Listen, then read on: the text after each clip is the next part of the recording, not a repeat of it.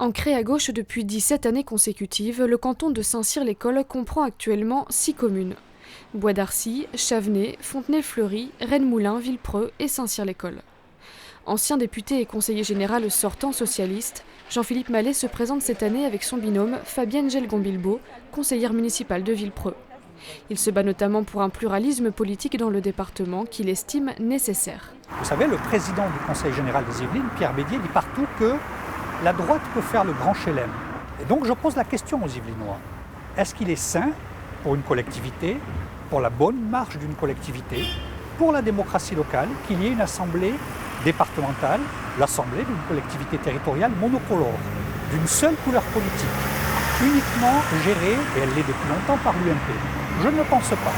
Parmi les principaux dossiers dans lesquels il souhaite continuer à s'impliquer, la création de logements dans le cadre de la loi du Grand Paris, mais aussi le dossier de la tangentielle ouest, ces transports en commun qui devraient relier la gare de Saint-Cyr-l'École à la gare de Saint-Germain-en-Laye, avant d'être reliés à Achères par la suite.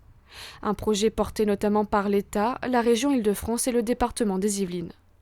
Philippe Bennassaya, actuel maire UMP de Bois d'Arcy, a su faire basculer sa ville à droite aux élections municipales l'année dernière. Avec son binôme Sonia Brault, première adjointe au maire de Saint-Cyr-l'École, il compte bien ne pas s'arrêter là et transformer l'essai sur le canton de Saint-Cyr. Pour la première fois, j'ai le soutien, et nous avons le soutien avec Sonia Brault, de tous les maires du canton. Et ça, c'est une situation exceptionnelle qu'on n'a jamais connue, que ce soit à droite ou à gauche. Quand le canton était à droite ou à gauche, on n'a jamais connu cela sur ce canton. Soutenu par tous les maires du canton, Philippe Bennassaya n'hésite pas également à mettre en avant son expérience du terrain. Plusieurs axes de campagne sont cités.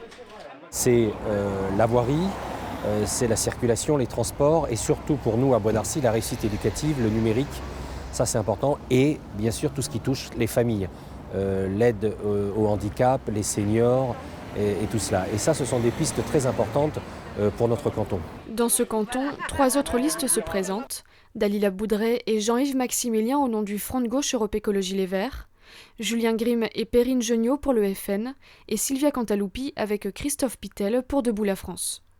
En 2008, Jean-Philippe Mallet l'avait remporté au second tour face à Jean-François Lasserre, le maire de Fontenay-le-Fleury, avec 58,7% des suffrages.